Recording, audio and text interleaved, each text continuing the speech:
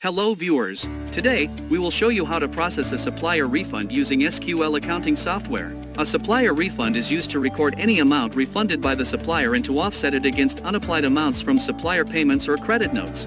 Here is a scenario. If a supplier refunds 50 ringgit to you, we process it as a supplier refund to record that amount. Let's begin. To do this, select the supplier. Next, change the date if necessary and select an agent. Then, select the payment method in payment by. If there are any bank charges, you can enter them here.